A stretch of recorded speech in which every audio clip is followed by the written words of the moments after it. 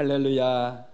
우리 옆 사람하고 인사 한번 할까요? 참 잘 오셨습니다. 참 잘 오셨습니다. 할렐루야. 반갑습니다. 오늘도 하나님께서 이 신명기 말씀을 통해서 우리에게 생명의 말씀을 주실 텐데, 여러분 말씀을 받을 때 정말 사모하는 마음이 필요해요. 그래야 그 말씀 한 절 한 절이 마음속 깊이 새겨지게 되고, 그것이 우리의 삶을 변화시키는 능력이 되어집니다. 수요예배 나오신 분들은 정말 예배를 사모하고 말씀을 사모하는 그런 분들입니다. 하루 종일 일하고 피곤할 터인데 그래도 사모하는 마음으로 오늘 이곳에 오셨는데 큰 은혜로 채워주실 줄로 믿습니다. 하나님께서는 이스라엘 백성들을 애굽의 종살이에서 해방시키시고 그들을 시내산으로 인도하셨어요. 그곳에서 이스라엘 백성들과 하나님 사이에 언약이 체결되어집니다. 이스라엘은 하나님의 백성이 되어지는 거예요. 그리고 하나님께서는 이스라엘 백성들의 하나님이 되어지는 그런 쌍방간의 계약이 체결되어져요. 하나님께서 이스라엘 백성들의 하나님이 되신다고 하는 말씀 안에는 여러 가지 의미가 포함되어 있습니다. 이스라엘 백성들을 책임져 주신다는 거예요. 그들을 지켜주시고 보호해 주시고 먹을 것도 주시고 인도해 주시고, 할렐루야, 이런 의미가 담겨 있습니다. 그리고 이스라엘 백성들이 하나님의 백성이 되어진다는 얘기는 이스라엘 백성들이 하나님의 말씀대로 살아가겠다는 거예요.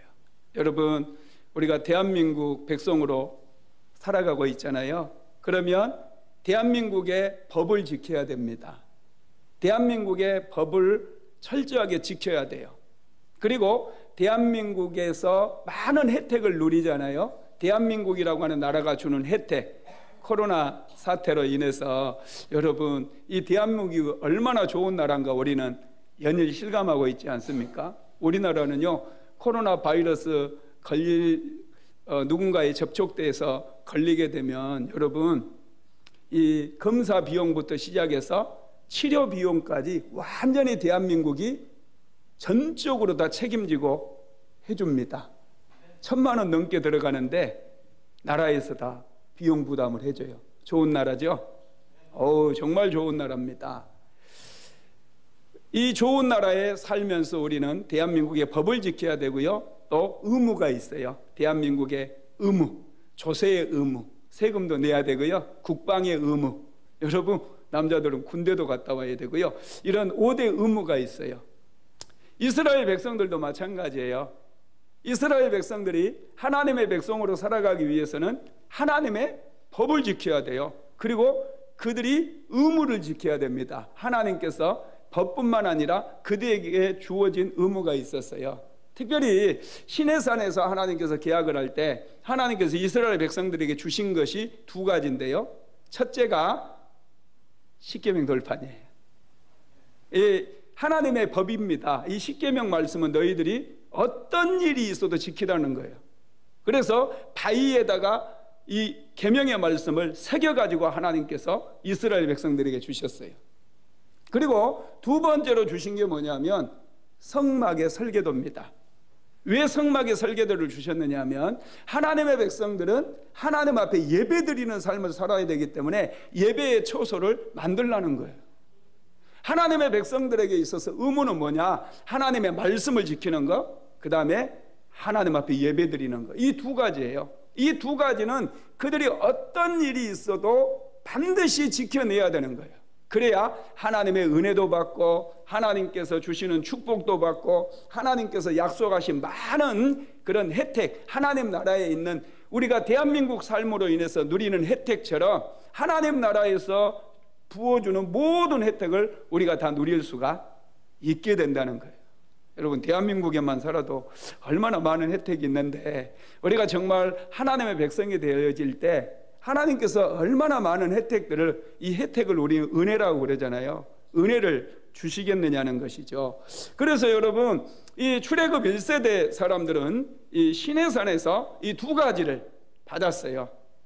그리고 이제 이스라엘 백성들이 시내산을 떠나서 가나안 땅으로 가기 위해서 그들이 광야를 떠돌아다닙니다. 몇 년 동안 떠돌아다니죠? 40년 동안 광야 생활을 해요. 그러는 사이에 출애굽 1세대 사람들이 다 죽게 되어지고요. 이제 광야에서 20세 이하, 애굽에서 나왔던 20세 이하 사람들이나 광야에서 태어나고 광야에서 자랐던 그 사람들이 이제 가나안 땅을 목전에 두고 모압 땅에 지금 앉아 있습니다. 모압 평지에 그들이 모여 있어요. 이곳에서 하나님께서는요, 이스라엘 백성들에게 또 다른 언약을 체결하기를 원하셨고, 오늘 본문 말씀이 이 모압 평지에서 하나님과 이스라엘 백성들 사이에 맺은 언약의 내용입니다. 할렐루야. 그래서 이 이스라엘 백성들이 어떻게 살아야 되는지, 가나안 땅에 들어간다고 다가 아니거든요. 가나안 땅에 들어가서 하나님 말씀을 떠나버리거나 하나님 앞에 예배드리지 않고 우상을 섬겨버리게 되면 그들이 망하게 된다는 거예요. 그래서 신명기서 29장 하반절에 보면은 그들이 하나님과 상관없이 살아갈 때 어떻게 망해버리는지 그 내용들이 쭉 기록이 되어 있다라는 것이죠. 여러분, 출애굽 1세대의 시내산 언약을 체결할 때와 지금 출애굽 2세대 사람들이 모압 땅에서 언약을 체결할 때 모습은 너무나 상반됩니다. 너무나 비교가 되어져요. 여러분, 출애굽 1세대 사람들은요, 엄청난 기적을 경험했어요. 애굽에서 하나님께서 애굽 땅을 심판하시기 위해서 10가지의 재앙을 내리는 것을 그들의 눈으로 보았거든요. 그들이 실제로 경험했거든요. 그리고 홍해바다가 갈라진 걸 다 봤어요, 안 봤어요? 모두가 홍해바다가 갈라진 것을 보았고, 그 갈라진 바다 그 속으로, 그래서 마른 땅같이 그들이 그 땅을 지나갔어요. 뿐만 아니라 여러분, 그들이 시내산에 도착해가지고 시내산에서 언약을 체결할 때 어떤 일이 일어났어요? 시내산이 불 붙는 것처럼 어마어마한 불이 막 내려왔고, 구름이 옹기점처럼 막 이렇게 피어오르고, 뿐만 아니라 하나님의 나팔 소리가 막 울려 퍼졌어요. 그 소리들을 이스라엘 백성들이 다 들었습니다. 그런 가운데서 그들이 하나님과 언약을 체결했다라는 거예요. 엄청나죠? 그런데요, 여러분, 놀라운 사실은요, 출애굽 2세대 사람들에게는 그런 기적이 없어요. 단 하나도 없어요. 그냥 평범하게 모압 땅에서 뭐 하나님의 나팔 소리가 들리는 것도 아니고, 시내산에 불이 막 임했던 것처럼 불이 임하는 것도 아니고, 막 구름이 막 피어 오르는 것처럼 그런 어떤 현상도 일어나지 않고요, 너무나 조용하게 모세가 하나님의 말씀을 읽어주면서 하나님의 언약, 하나님과의 언약이 체결되어진다라는 거예요. 그런데 하나님께서는 이 출애굽 2세대 사람들에게는요, 특별한 은혜를 주셔요. 특별한 은혜. 출애굽 1세대 사람들은 그들이 기적을 보았어도 그들이 원망하고 불평했잖아요. 엄청난 역사들을, 하나님께서 일으키시는 그런 역사들을 다 보면서도 그들의 믿음이 흔들렸고, 가는 곳마다 그들은 불평하고 원망을 했거든요. 그런데요, 출애굽 2세대 사람들에게는, 이제 모압 땅에서 언약을 맺는 그 2세대 사람들에게는 1세대 사람들에게 주시지 않았던 특별한 은혜를 하나님께서 주시는데요, 그게 뭐냐면 말씀을 깨닫는 은혜예요. 말씀을 듣고 깨닫고, 눈으로 깨닫고 듣고 깨닫는 것, 보고 깨닫는 그 은혜를 하나님께서 주신다는 거예요. 자, 오늘 본문 한번 읽어봅시다. 1절에서 4절, 신명기서 29장 1절에서 4절 같이 한번 읽어보겠습니다. 호렙에서 이스라엘 자손과 세우신 언약 외에 여호와께서 모세에게 명령하여 모압 땅에서 그들과 세우신 언약의 말씀은 이러하니라. 모세가 온 이스라엘을 소집하고 그들에게 이르되, 여호와께서 애굽 땅에서 너희의 목전에 바로와 그의 모든 신하와 그의 온 땅에 행하신 모든 일을 너희가 보았나니 곧 그 큰 시험과 이적과 큰 기사를 내 눈으로 보았느니라. 그러나 깨닫는 마음과 보는 눈과 듣는 귀는 오늘 여호와께서 너희에게 주지 아니하셨느니라. 이 지금 출애굽 1세대 사람들에게는 많은 기적과 많은 이적들을 보여주었으나 하나님의 말씀을 깨닫는 마음은 주시지 않았다라는 거예요. 여러분, 이게 굉장히 중요하거든요. 아무리 큰 기적을 보고 이적을 경험했다 할지라도 하나님의 말씀을 깨닫지 못하고 하나님의 말씀이 들려지지 않으면 그 신앙은 금세 변질이 돼버려요. 마치 여러분, 우리가 생선을 시장에서 사와서 그냥 냉장고가 없던 시절에 생선을 탁 말리려고 이렇게 그냥 갈라서 말려놓으면 어떻게 되죠? 이 파리들이 날라와서 그곳에 알을 까버려요. 그러면 구더기가 생겨버려요. 그런데 그곳에 소금을 뿌려가지고 말리면 이 파리들이 잘 날라오지 않아요. 여러분, 그렇습니다. 이스라엘 백성들이 아무리 큰 기적을 보고 이적을 보았다 할지라도 그들이 하나님의 말씀을 깨닫지 못하게 되어지면 마귀가 날라와서 알 까버려요. 구더기가 생겨버리는 거죠. 그들의 믿음이 금세 타락하게 되어진다라는 거예요. 그런데 이제 하나님께서는 이 출애굽 2세대 사람들에게는요, 하나님의 말씀을 깨닫는 마음을 주시겠다는 거예요. 가나안 땅에 들어가서 그들이 이적 속에서 살아갈 수는 없잖아요. 저와 여러분도 처음에 믿음 생활할 때 기적을 보고 신앙생활을 시작할 수 있어요. 그런데 이 기적만 쫓아가다 보면요, 신앙생활이 금세 흔들려요. 왜냐하면 하나님께서 계속해서 우리에게 기적을 주시지는 않거든요. 여러분, 그때 필요한 게 뭡니까? 하나님의 말씀이에요. 하나님의 말씀을 부지런히 묵상하고 하나님의 말씀을 붙잡아야 돼요. 그럴 때 하나님께서 이 말씀 한 구절 한 구절이 깊이 깨달아지게 만들잖아요. 그러면 우리의 믿음이 성장하게 되어지고 우리가 영적으로 자라가게 되어진다는 거예요. 그러면 어떤 고난과 환난이 찾아온다 할지라도 믿음이 흔들리지 않게 되어져요. 정말로 이스라엘 백성들에게 지금 가나안 땅을 건너서 이제 가나안 땅을 점령하고 그곳에서 살아가야 될 이스라엘 백성들에게 정말로 필요한 것은 하나님의 말씀을 깨닫는 마음이에요. 하나님의 말씀을 보는 눈이에요. 하나님의 말씀을 들을 수 있는 귀가 정말로 필요하다는 거예요. 그래서 하나님께서는 지금 이스라엘 백성들에게, 가나안 땅으로 입성해야 되는 이스라엘 백성들에게, 출애굽 2세대 사람들에게는 너희들에게 하나님의 말씀을 들을 수 있는 귀를 열어주겠고 하나님의 말씀을 볼 수 있는 눈을 열어줄 뿐만 아니라 깨닫는 마음을 주시겠다, 이렇게 말씀을 하고 있다라는 거예요. 여러분, 그렇습니다. 우리가 출애굽 1세대 사람들은 정말 많은 기적을 봤다니까요. 이 애굽의 10가지 재앙뿐만 아니라 홍해바다가 갈라지는 거, 시내산이 막 불이 붙고 어마어마하게 막 하나님의 음성이 들려지는 그런 소리들을 그들이 다 들었어요. 그렇지만은 깨닫지 못하니까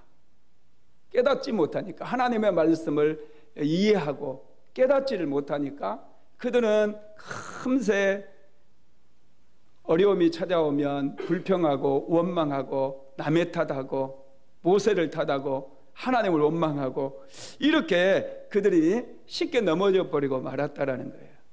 그래서 하나님께서는 이제 출애굽 2세대 사람들에게는 깨닫는 마음을 주겠다. 저와 여러분도 똑같아요.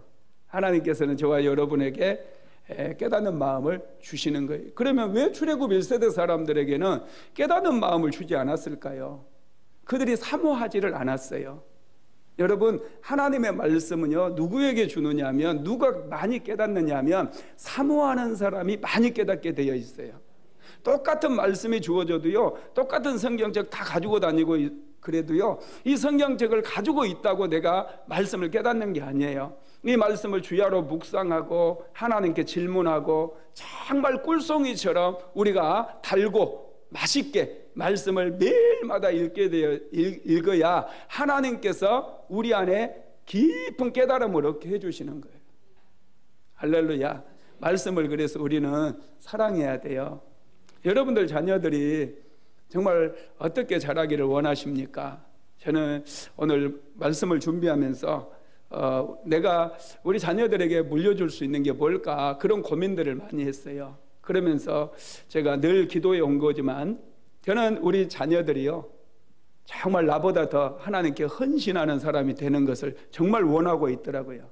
저보다 헌금도 더 많이 하고, 할렐루야, 저보다 기도도 더 많이 하고, 저보다 더 교회를 위해서 그냥 더 많은 헌신을 하는, 그들이, 우리 자녀들이 뭐 목사가 되든지 안 되든지 평신도로 교회를 섬기든지 간에 저보다 더 헌신적으로 기도하고 더 헌신적으로 하나님을 섬기는 그런 자녀들이 되었으면 좋겠다, 그런 생각들을 하고 저는 그런 것들을 위해서 늘 기도하고 있어요. 여러분, 그렇습니다. 자녀들에게 우리가 물려줄 수 있는 최고의 선물이 뭐냐 하면은, 여러분, 하나님의 말씀을 깨닫게 해주는 거예요. 그 하나님의 말씀을 깨닫게 되어질 때 하나님이 살아계신 걸 알게 되어지고, 하나님의 살아계심을 경험하게 되어질 때 삶 속에서 더 깊은 헌신이 나오고 더 깊은 사랑이 나와요. 할렐루야. 여러분, 그렇습니다. 출애굽 2세대 사람들은 하나님께서 그들에게 깨닫는 마음을 주시겠다, 이렇게 말씀을 하신 거죠. 그래야지 가나안 땅에서 그들이 우상 숭배에 빠지지 않고 끝까지 믿음을 지켜낼 수가 있기 때문에 그렇습니다. 그 다음에 두 번째로 출애굽 2세대에게 하나님께서 주셨던 은혜는 뭐냐면 40년 동안 옷이 떨어지지 않고 신발이 떨어지지 않게 해준 거였어요. 자, 5절에서 6절 한번 읽어봅시다. 주께서 40년 동안 너희를 광야에서 인도하게 하셨거니와 너희 몸에 옷이 낡아지지 아니하였고 너희 발에 신이 헤어지지 아니하였으며 너희에게 떡도 먹지 못하며 포도주나 독주를 마시지 못하게 하셨음은 주는 너희의 하나님 여호와이신 줄을 알게 하려 하심이니라. 이스라엘 백성들이, 여러분, 출애굽 2세대 사람들이 광야에서 체험한 은혜는요, 옷이 떨어지지 않고 신발이 떨어지지 않았다는 거예요. 그리고 맛있는 거 먹지 않고요, 포도주도 입에도 대지 못하고 오직 만나만 먹었대요. 여러분, 행복해 보이세요? 이게 축복 같아요? 제가 어렸을 때 제일 큰 행복이 언제였느냐면 설날이 다가올 때였어요. 설날이 다가오면 어머니가요, 자녀들이 많았어도 꼭 고무신 한 켤레라도 사주더라고요. 이 옷 한 벌은 안 사주고요, 이 겉옷이라도 하나를 꼭 사줬어요. 평소에는 형이 입던 옷만 그냥 물려받으니까 그 좀 잘 안 떨어지잖아요.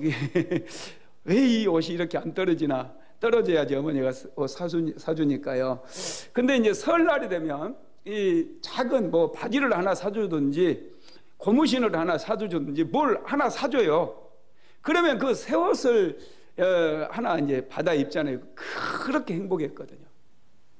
고무신을 하나 사주면요, 검정 고무신 여러분 신어보셨어요? 네. 우리 어르신들은 다 신어보셨을 거고, 저 검정 고무신 무지 많이 신었거든요. 이 검정 고무신은요, 닳지도 않아요. 잘 떨어지지도 않아요. 그래서 이 검정 고무신 한 1년 이렇게 신다 보면은요, 신발이 좀 작아지는데도요, 안 사줘요. 그래서 이제 1년쯤 되면은 이제 신발을, 검정 고무신이 제일 잘 떨어지는 데가 바닥이거든요. 바닥이 빵꾸가 뻥 뚫려. 그건 비 올 때 물이 새잖아요. 그러면 이제 드디어 사주는 거예요. 그래서 이제 떨어질 때가 됐는데 안 떨어지면은 이 바닥이 잘 떨어지긴 한데 바닥보다 먼저 이제 이 작아가지고 늘어나가지고 꼭 앞부분이 이렇게 찢어질 때가 있어요. 그러면 이것도 아니고 저것도 아니면 이제 새 신발 사달라고 맨날 시멘트 바닥에 이렇게 밀고 다녔어요. 그런데 어쩌다가 이게 먼저 옆 팔등이가 찢어지잖아요. 그래서 이제 신발 찢어졌다고, 조금 찢어진 거 좀 쫙 찢어가지고 새 걸 사달라고 이렇게 딱 보여주는 거예요. 그러면 옆 팔등이가 찢어지면요, 헝겊을 대가지고 딱 이거 바늘로 꼬매가지고 이거 신으라고 주는 거예요. 아, 그러면 정말 또 창피하잖아요. 다른 애들은 그 떨어지면 새 거 운동화는 못 사줄 망정 이 헝겊으로 꼬매주니까 이게 참 가관인 거예요. 이거 신고 다니. 그러니까 그때부터는 시멘트 바닥에 이제 계속 밀고 다니는 거예요. 그래서 이제 딱 떨어지면 이거 새 거 하나 사줬을 때 너무 이게 귀하니까 여름에는 고무신을 그냥 들고 다녔어요. 신고 다니지도 못하고 맨발로 이렇게 다니. 우리 사모가 내 발바닥을 보면서 목사님 발바닥이 되게 두껍다고 자꾸 그래요. 그래서 내가 이제 이 얘기는 할 수가 없으니까 운동장에서 맨발로 공 차서 그랬어요. 맨발로 공 차한다고 뭐 발바닥이 두꺼워지냐고 자꾸 그러는데요. 사실은 고무신 아까워가지고 맨날 맨발로 이렇게 다니고 그랬었어요. 시골에서. 그런데 여러분, 이 새 거 하나 사줄 때 얼마나 행복했는데, 이스라엘 백성들은 몇 년 동안? 40년 동안 이거 떨어지지. 이게 축복입니까? 사실. 지겹잖아요, 이거. 여러분, 사실은요, 이렇게 40년 동안 옷 한 벌로 떨어지지도 않고, 그리고 옷 빨았을 거예요, 안 빨았을까요? 여러분 생각에 빨았을 것 같아요, 안 빨았을 것 같아요? 사막에 그 모래바람이 불면 여러분 이 모래가 막 옷에 다 들러붙는데요, 다른 거 입을 옷이 없잖아요. 40년 동안 옷을 안 빨아가지고 이것들이 거지 중에 산거지가 된 거예요. 여러분, 가나안 땅에 들어가면 가나안 땅은요, 여러분 완벽하게 성읍이 만들어져, 도시 국가가, 도시 문명이 만들어진대요. 이 사람들이 이 이스라엘 백성들을 보면요, 저것들이 거지 새끼들인지 정말 여러분 리얼한 거지들이에요. 이게 산거지, 머리도 한번 감지 않아가지고. 여러분 노숙자들 보셨어요? 머리도 깎지도 않아요. 이스라엘 백성들 머리도 자르지도 않았어요. 광야에서. 이게 막 그렁그레져 가지고 얼굴은 시커멓고, 이게 뭐 세수한 지 몇 년 됐는지 뭐 물도 없으니까 무슨 세수를 했겠어요. 수염도 그냥. 정말 여러분 깊이 생각해 보면, 성경을 좀 깊이 묵상해 보면 이스라엘 백성들이 진짜 거지 새끼들 같았겠구나 이런 생각이 든다니까요. 정말이에요. 오늘 우리는 옷도 얼마나 잘 입고 매일 남자들 면도하고 여자분들 화장하고 정말 세련돼 보이잖아요. 나이가 몇 살인지 요즘은 잘 구별도 안 가요. 우리 김영옥 권사님 너무 관리를 잘 하셔가지고요, 한 60살로 보여요.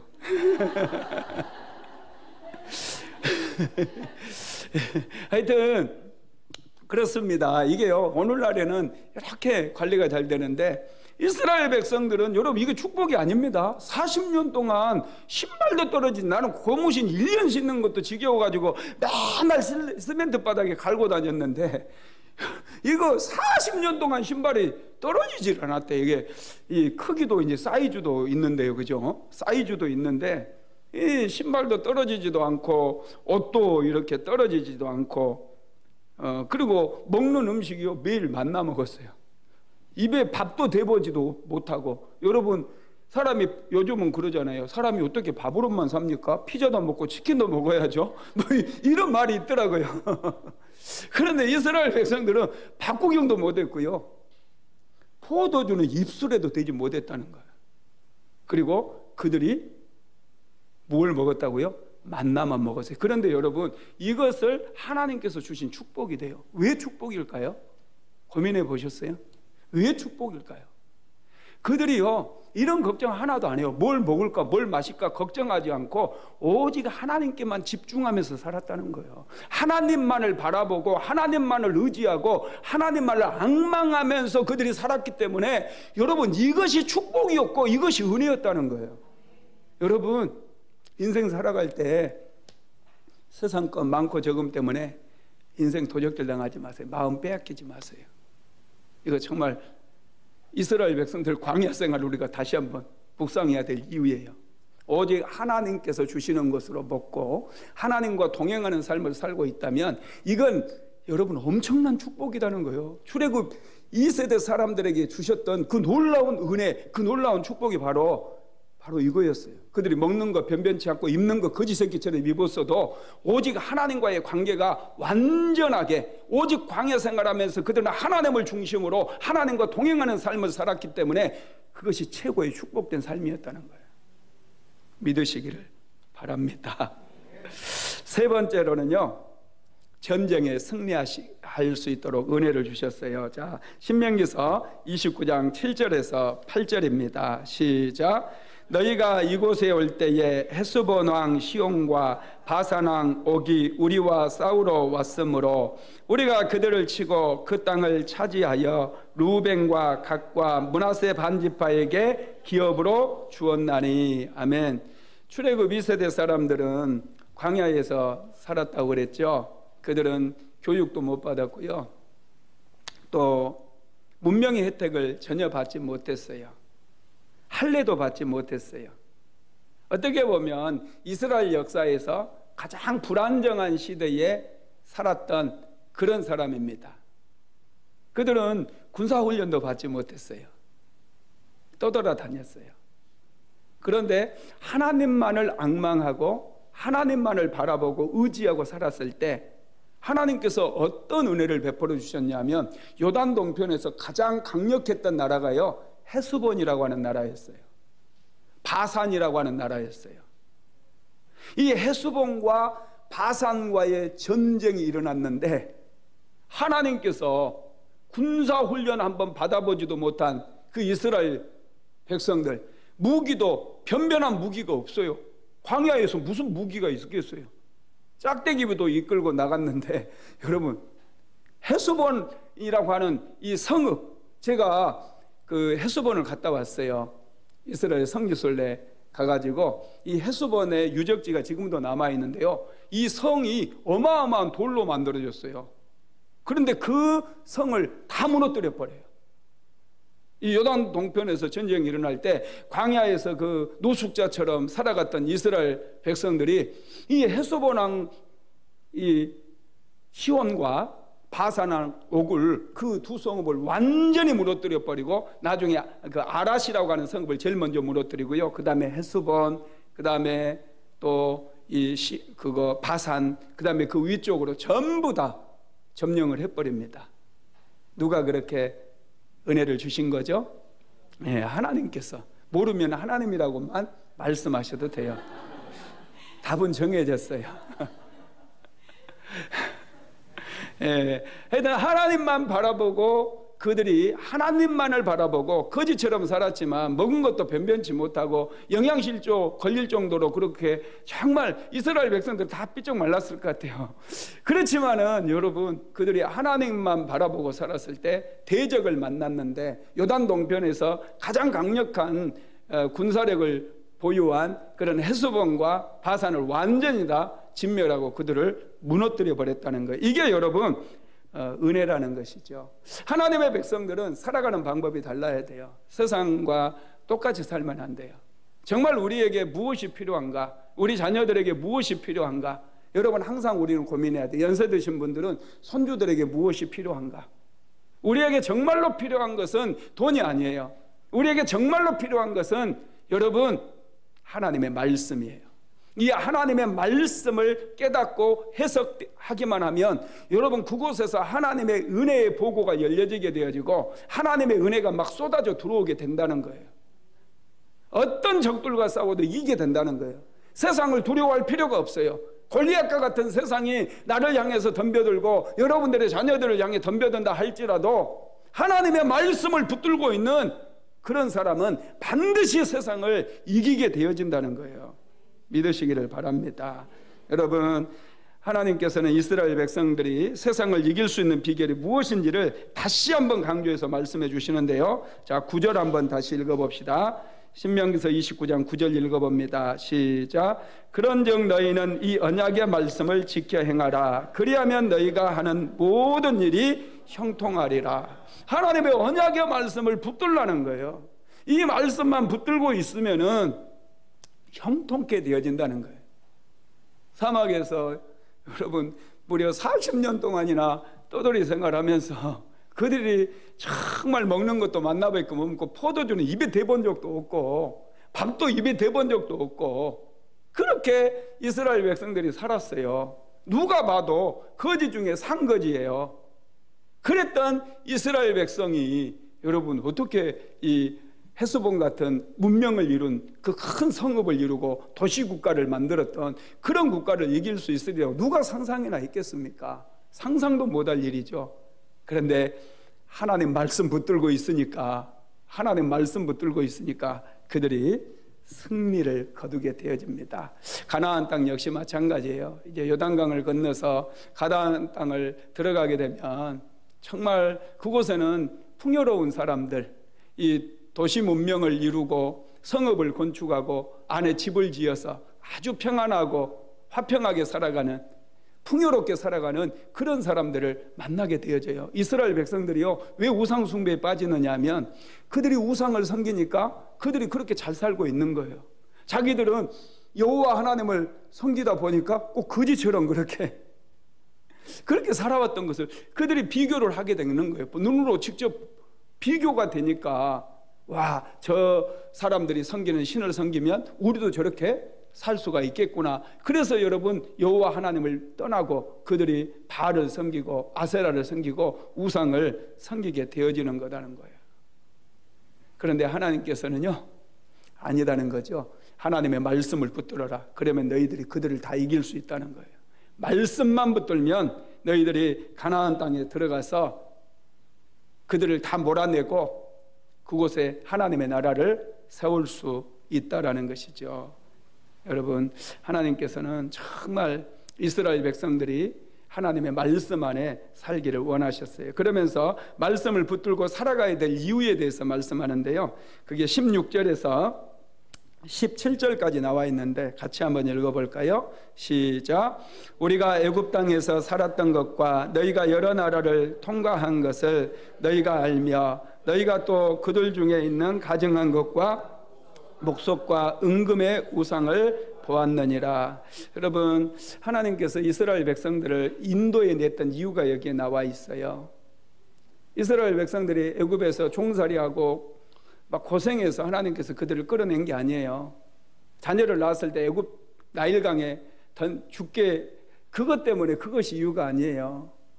그들이 종살이한 거, 가난하게 산 거, 그래서 하나님께서 그들을 애굽 땅에서 인도해 낸 게 아니고 애굽의 우상들 때문에 여러분 그들을 건져내신 거예요. 애굽은 우상의 나라였어요. 당시 최고의 문명 국가이기도 했지만은 애굽에는 많은 우상들이 있었어요. 그래서 하나님의 백성들은 우상에 물들면 안 되거든요. 하나님을 예배하고 하나님의 말씀 안에서 하나님을 섬기는 그런 민족을 그렇게 살라고 이스라엘 백성들을 인도해 내셨다는 거예요. 그래서 우리가 여러분 하나님의 백성으로 살기 위해서 하나님의 말씀 배우는 일을 소홀히 해서는 안 돼요. 예배를 소홀히 해서는 절대로 안 된다는 것이죠.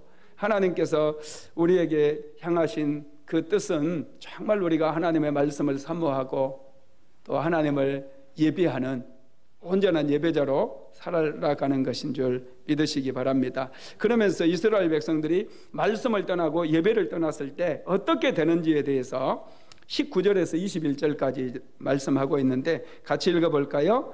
이 저주의 말씀을 듣고도 심중에 스스로 복을 빌어 이르기를 내가 내 마음이 완악하여 젖은 것과 마른 것이 멸망할지라도 내게는 평안이 있으리라 할까 함이라.